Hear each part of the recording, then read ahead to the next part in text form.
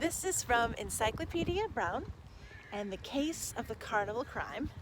And we're going to be reading Chapter 2, The Case of the Glittering Diamonds.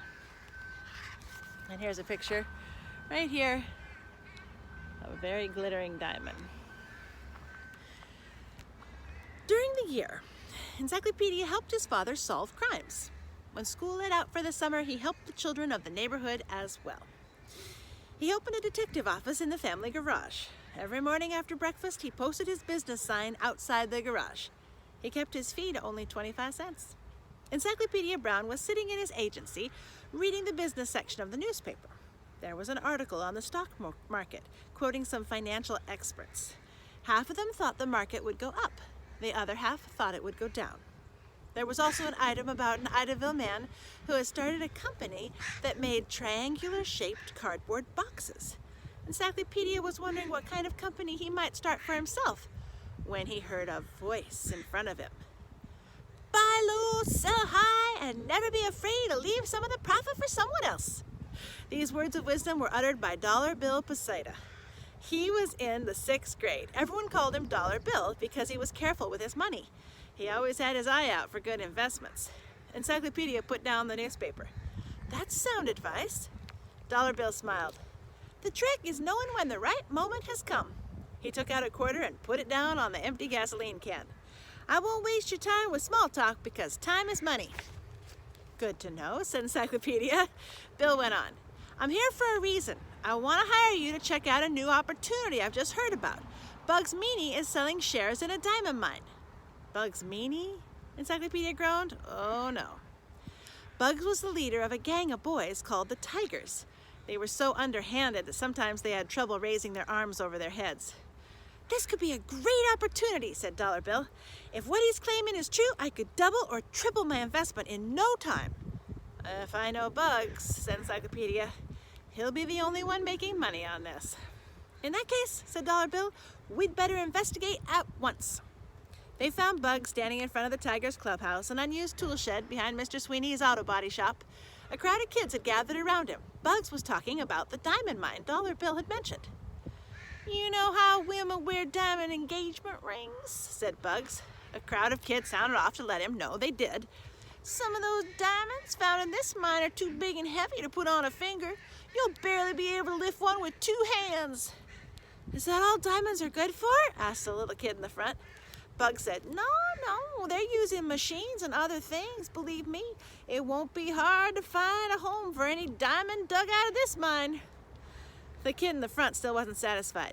I'm not so sure. What if your cousin just made the whole thing up? Encyclopedia feared Bugs might take a swing at the kid for saying something like that, but Bugs surprised him. Oh, I don't blame you for doubting, Bugs said calmly. After all, nobody wants to be tricked into losing their money. The kids laughed a bit uneasily. Bugs grinned. My cousin knows that too. He didn't want you to take my word for anything. That's why he sent me some proof. Bugs drew a box out of his pocket and opened it. Everyone moved forward for a closer look. Ooh, wow! Just look at the size of that diamond! That's right, said Bugs. It's nearly as big as a golf ball. Look how it glitters in the sun. You don't see diamonds like that every day. It's probably worth thousands.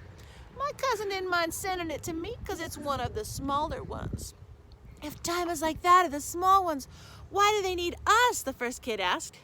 Well, I'll tell you, Bugs said grandly.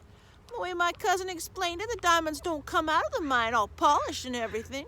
They're dark and rough. Getting them ready to sell costs money. The miners aren't a big group. They don't want to sell out to some huge company. That's why they're looking for small investors to chip in. Makes sense to me, said Spike, a tiger who was watching from the side. It's one of those rags to riches success stories. Luckily, it sounds like there's still time for us to get in on the big money. Dollar Bill pushed forward for a closer look. Can I hold the diamond? He asked. Bugs snapped the box shut. I'm surprised at you, Dollar Bill. You're known as someone who recognizes the value of a good investment. I just told you this diamond's probably worth thousands if I let you hold it.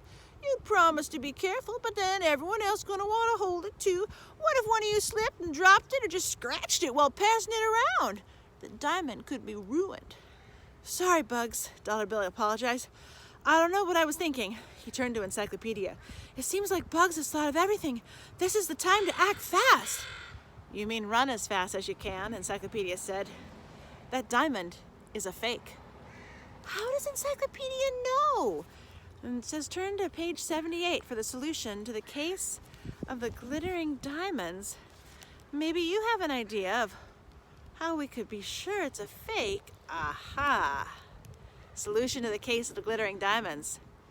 As Encyclopedia knows, diamonds are the hardest substance in nature. Therefore, if the diamond Bugs had in the box was real, there was no reason for him to be worried about it getting scratched.